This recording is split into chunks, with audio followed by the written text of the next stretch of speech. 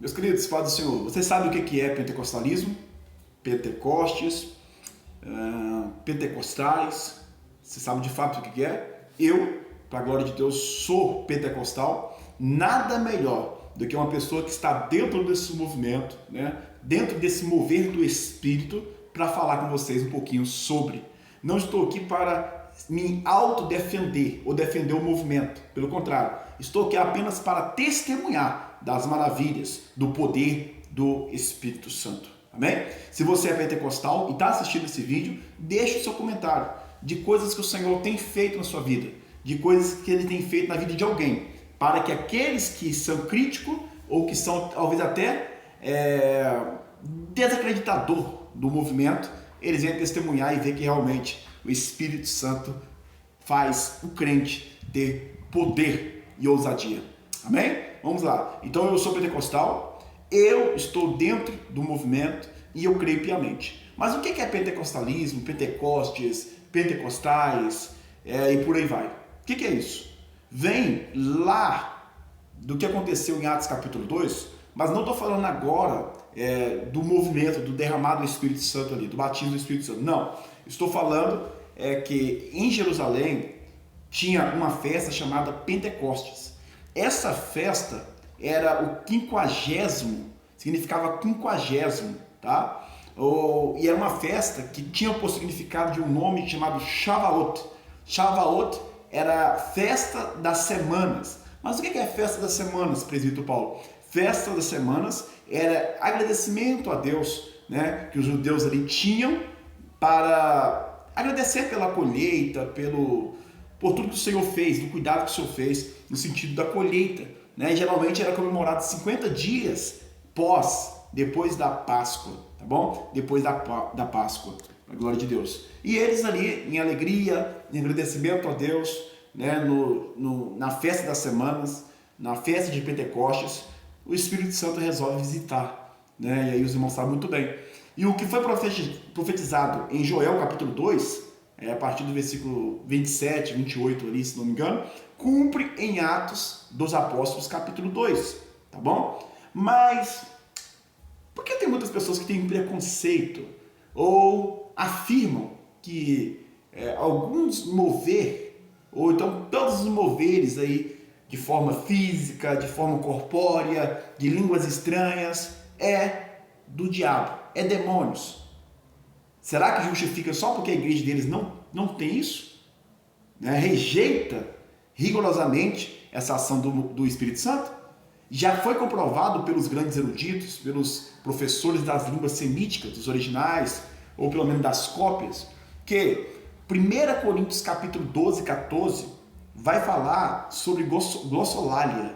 Glossolalia quer dizer, né, línguas estranhas, línguas que não é a mesma língua que aconteceu em Atos capítulo 2. Essa glossolalia pode significar, que o apóstolo Paulo estava falando que oraria, né, em línguas estranhas, para sua edificação, né, para a edificação da igreja, se tiver um intérprete. Essa língua estranha, nos originais, significa glossolalia. Agora, em Atos capítulo 2, e também lá na casa de Cornélio, lá em Atos capítulo 10 e 12 também, vai trabalhar sobre a glossolalia. Atos capítulo 2 vai falar sobre a xenolalia, que é línguas idiomáticas. Atos capítulo 10, no mesmo processo da glossolalia, tá? Que trazia edificação, o ato de profetizar e o ato também de falar em mistérios com Deus. Você mesmo não consegue sentir, mas não consegue entender, mas consegue ser edificado para a glória de Deus. É algo sobrenatural. Eu só posso falar para vocês que é algo sobrenatural. Quando eu fui batizado no Espírito Santo, eu busquei cada dia mais comunhão com Ele, e eu lembro que eu fiquei por meses, a minha oração era glória, glória, glória, glória, glória, glória, aleluia, aleluia, aleluia, santos, de todo o meu coração, e eu recebi o Espírito Santo. Então toda vez que, por exemplo, eu vou pregar, eu vou fazer alguma coisa que eu sou muito sensível, os pentecostais são muito sensíveis à voz de Deus, automaticamente, irmãos, vem essa rajada de mistérios com Deus. Isso é maravilhoso, me traz ousadia, me traz edificação e também, louvado seja Deus, traz edificação para aqueles que também têm esse falar em mistérios com Deus. Agora, as pessoas podem falar assim, mas espera aí, por que você tem que falar sendo que não tem intérprete? Existem dons, pelo menos 21 dons na Bíblia. Só que esses 21 dons na Bíblia, a pessoa tem que ter um dom também, se ela pra ela buscar, ou então Deus quiser batizar ela, né, trazendo um dom de intérprete. Se a pessoa não tem um dom e eu tenho, eu vou ficar calado, né? Vou rejeitar um dom que Deus me deu só porque na igreja não tem um outro dom? Aí ficaria a pergunta. Pois bem, continuando o raciocínio, meus irmãos, essa questão que existe igrejas pentecostais, algumas, e principalmente neopentecostais, né, que vem a outra onda depois desse movimento, existem pessoas que realmente vivem uma baderna, né? Eu falo baderna em testemunho, né? Totalmente bagunçado, totalmente mundano, e não tem como de forma alguma o Espírito Santo usar essas pessoas. Isso é o primeiro ponto, tá? Em defesa de alguns exageros, tá? Em defesa não, em acusação, afirmação de alguns exageros, provando que isso não é Espírito Santo, porque a Bíblia diz que o Espírito Santo habita em templo, não habita em templo sujo, pelo contrário. Segundo, você vê os movimentos aí de quebrando tudo. Várias pessoas têm que segurar essa pessoa para não machucar os outros. Não pode ser o Espírito Santo também. Escândalos e por aí vai. Dentro disso, isso aí é uma bagunça, exageros. Algumas pessoas até demonstram santidade usando umas roupas, né, de sacerdotes, vestidão, e começa a rodar e começa a patear, né? E eu já participei de uma igreja dessa, já fui membro de uma igreja dessa. Tinha um dia de Pentecostes, e esse dia de Pentecostes era praticamente obrigado todo mundo a receber suposto batismo do Espírito Santo, ou suposto Espírito Santo. Então é muito complicado, existe muito mimimice, existe muito emocionalismo, mas isso não quer dizer que só porque tem joio parecido com trigo, que o trigo não pode continuar brilhando. Então existe sim o poder do Espírito Santo, como foi profetizado, né, que derramaria sobre todos os crentes. E eu creio em massa, aqueles que dão lugar, aqueles que se entregam, arrependendo dos seus pecados.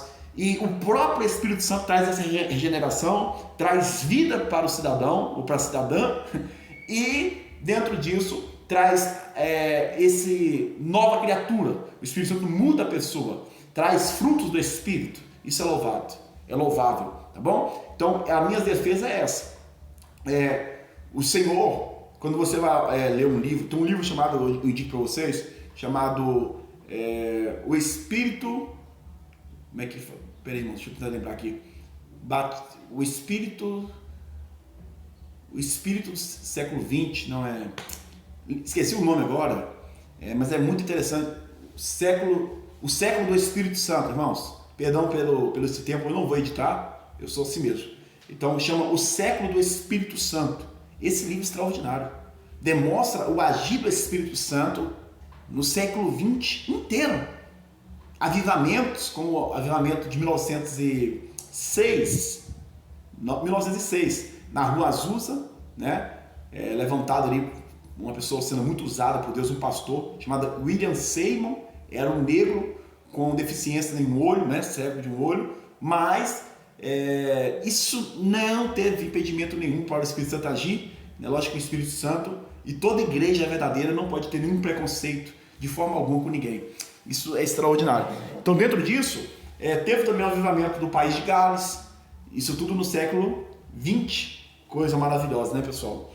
Dentro disso, quando você vai analisar o que realmente aconteceu, isso aí os tradicionais, os supostos reformadores, né, os que defendem uma conduta séria, que é mais acadêmica do que os outros, mais doutor do que os outros, eles não podem, de forma alguma, excluir a história.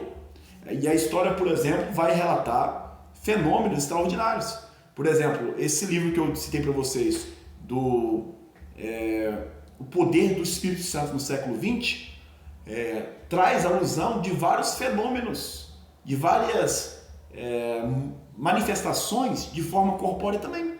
Por exemplo, mulheres rodando a mão igual um helicóptero, o escritor narra isso, né? Lá no País de Gales, o Evan Roberts, ele recebeu uma porção tão forte do poder do Espírito Santo na sua cama, que parece que ele estava tomando uma carga elétrica. Isso é extraordinário. E a gente vê muitas pessoas sérias, muitos homens de Deus, muitas mulheres de Deus, que não espera, não fica obrigando o Espírito Santo, porque ninguém tem poder, mas de forma maravilhosa, extraordinária, o Espírito Santo inunda essa pessoa, né? Reveste essa pessoa, edifica essa pessoa. E muitos se manifestam, né? Pulando, caindo, né? De forma não escandalosa, mas de forma que o poder de Deus é tão forte que a pessoa não vai ficar de pé. Eu creio nisso, tá? Eu creio que um homem como eu, né, sério, no sentido, estou falando do corpo, do rosto, tá, pessoal? De entrar numa igreja e chorar sem parar. Aconteceu comigo várias vezes, né? Então, nós temos que crer, continuar crendo, você que é pentecostal, continuar estudando, provando para essas pessoas que muitos dizem que o pentecostal, né, é só misticismo, é só emocionalismo e conhece nada de Bíblia ou não conhece nada de teologia. É mentira.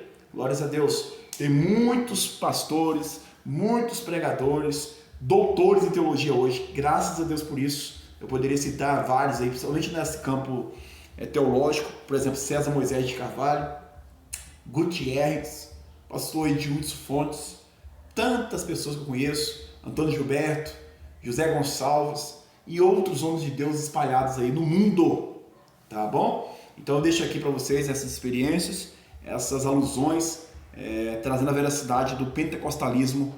E finalizando, eu não creio, né, que o batismo do Espírito Santo, por exemplo, tem que ter evidência de falar em línguas.